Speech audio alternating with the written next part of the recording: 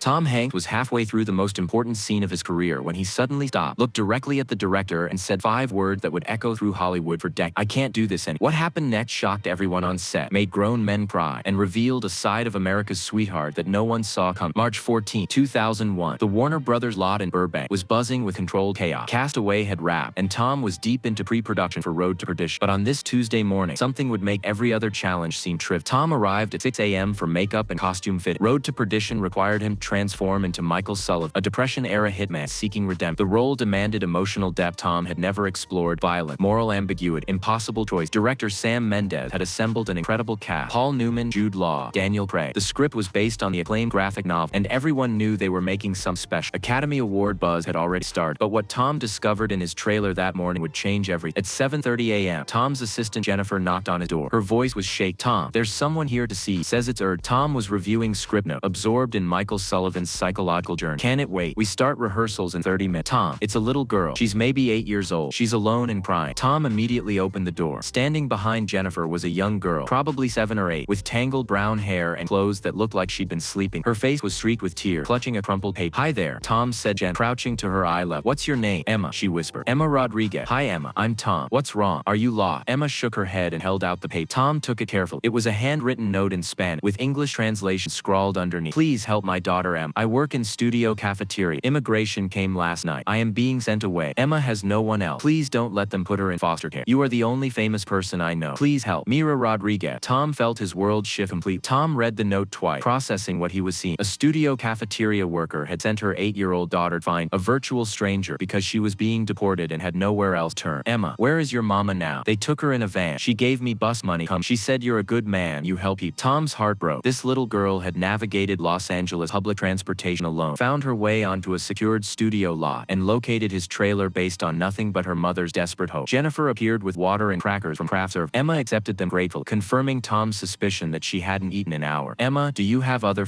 grandparents, aunts or uncles?" "My grandma lives in Mecca, but Mama says it's dangerous there now." This was when Tom Hanks made a choice that would define him forever. "Jennifer, call Sam Mendes. Tell him I need to postpone rehearsal." "Tom, we can't just postpone the whole production schedule." "Jennifer, look at this child. Really look at her. We're postponing." Tom turned back to Emma. "Sweetheart, you're safe now. I'm going to help you find your mama. Okay, but first, are you hungry? Really hungry?" Emma nodded vigorously. "Let's get you real food. Then we'll figure this out together." Tom took Emma to the commissary, holding her hand as they walked across the lot. Other cast and crew members stared. Tom Hanks walking hand in hand with a disheveled little girl wasn't something you saw every day. But the challenges were just beginning. At the commissary, Tom introduced Emma to the kitchen staff. Several Latino workers immediately began speaking to her in rapid Spanish. Tom watched Emma's face light up for the first time as she found people who shared her language. Carlo, one of the line cooks, approached Tom. "Mr. Hanks, I know this girl's mother. Maria is good people. She's been working here 3 years, never missed a day. What happened last night?" "Immigration week. They got about 20 people from our neighbor. Maria had no paper, but she's been trying to get legal status." Tom felt anger build, not at the immigration system necessarily, but at the human cost of bureaucracy. A hard-working mother separated from her child, a little girl left alone. "Carlo, any way to contact Marie? Find out where they took." "My cousin worked with a group that help people in detention. I can make call." While Carlos made phone call, Tom sat with Emma. She was methodically eating pancakes, as if each bite might be her last guaranteed meal. Then Sam Mendes arrived, and everything became more complicated. Sam Mendes was under enormous pressure. Road to Perdition had an $80 million budget, tight shooting schedule. Every delay cost hundreds of thousands. "Tom, what's going on? We have the entire crew wait." Tom stood up, keeping one hand on Emma's shoulder. "Sam, meet Emma Rodriguez. She needs our help." Sam looked confused and impatient. "Tom, I'm sure this is important, but we have a movie to make. This little girl came to me because she has nowhere else to go. Her mother was deported last night. She's 8 and alone in the world." "Tom, I sympathize, but we have responsibilities to the studio, to other actors, to everyone whose livelihood depends on this production." Tom looked down at Emma, who was following the conversation despite the language barrier. Her eyes were wide with fear. "Sam, you're right. We do have responsibility. The question is, what are they?" This was the moment Tom Hanks chose between career and conscience. "Be reasonable, Tom. There are social services for the Child Protective Service, government agencies designed to handle immigration. You want me to hand this child over to foster care, a system that separates siblings, moves kids between homes with documented history of abuse. I want you to let professionals handle professional problems while we handle making this move." Tom felt something crystallize inside. "What if this was your daughter? That's not fair. This isn't my daughter. She's not mine either. But right now she's my responsibility, and I'm not abandoning her." Tom knelt next to Emma. "Sweetheart, I need to talk to some people. Carlos will stay with you, okay?" Emma nodded, though her grip on Tom's hand tight before she let go. The confrontation that followed became Hollywood legend. Tom and Sam walked out outside, far enough from Emma that she could hear. Tom, you can't save every person who needs saved, and you can't hold up a major production because of one family's immigration problem. Sam, 3 hours ago I was preparing to play a man who faces impossible moral choice. Now I'm facing the exact same choice in real life. This is not the same thing. Michael Sullivan is Vic. This is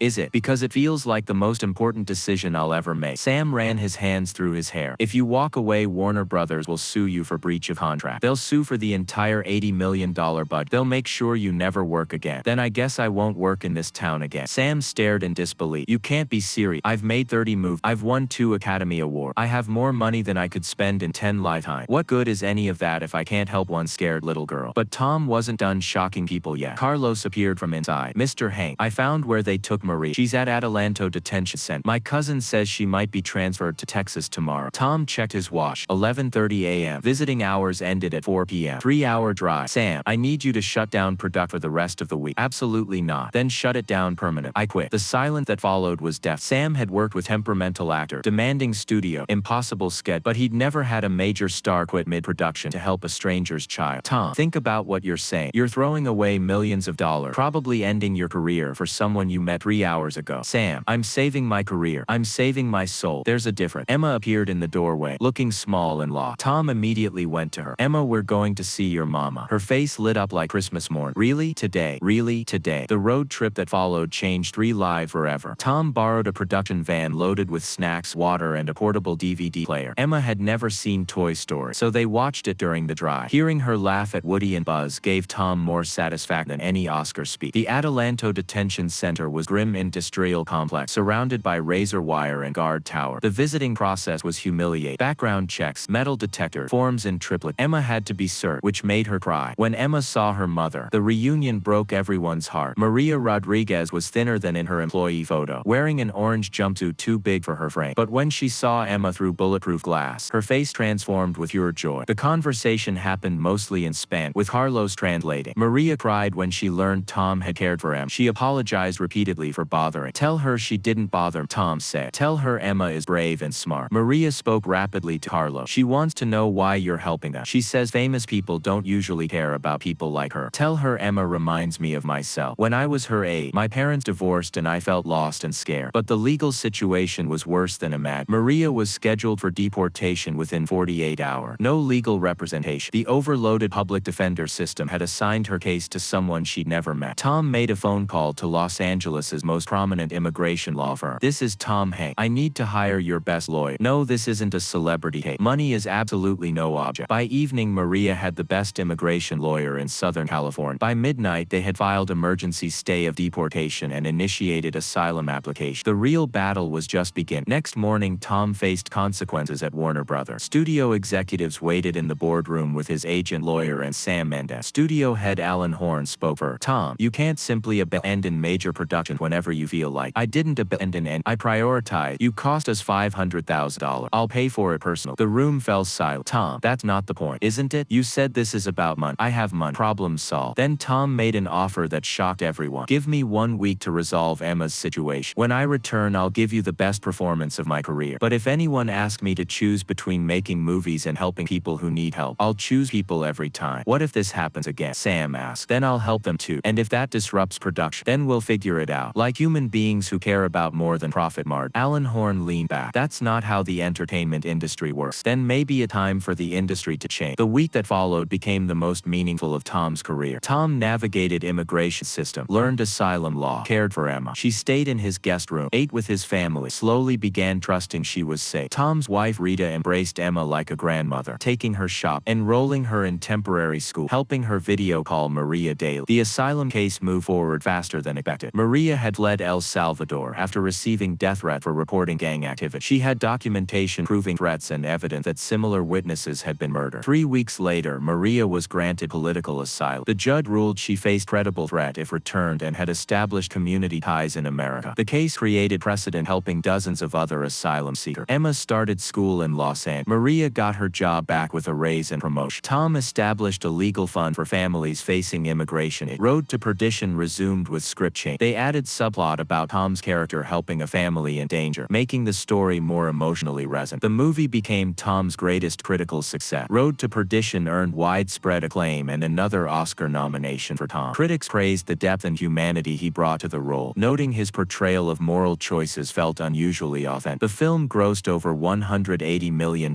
worldwide, proving productions could succeed while prioritizing human decency alongside commercial consideration. 5 years later, Emma graduated high school as valedictorian. During her speech, Emma said, "5 years ago I was a scared little girl who had lost everything. Today I'm going to Stanford on full scholarship." This happened because one person decided helping a stranger was more important than following rules. After the ceremony, 18-year-old Emma found Tom in the crowd. She was poised and confident now, but still hugged him like the 8-year-old who'd shown up at his trailer. "Thank you for everything. Thank you for reminding me what matters." The legacy continues today. Tom established the Emma Rodriguez Foundation, providing legal assistance to immigrant families and education scholarship. The foundation has helped over 2,000 families and sent 150 students to college. Maria became a U.S. citizen, now manages 3 studio commissaries and helps other immigrant workers understand their rights. Emma graduated Stanford with degrees in social work and immigration law, now advocates for immigrant children, carrying forward the kindness that changed her life. Tom learned his greatest role was simply being human. When asked about that day, Tom always says acting is pretending to be someone you're not. But sometimes real life gives you the chance to become who you want to be. Emma gave me that chance. The day Tom walked off set didn't end his career. It revealed who he really was beneath Hollywood fame. It proved true character isn't what you do when cameras roll, but what you do when a scared child asks for help.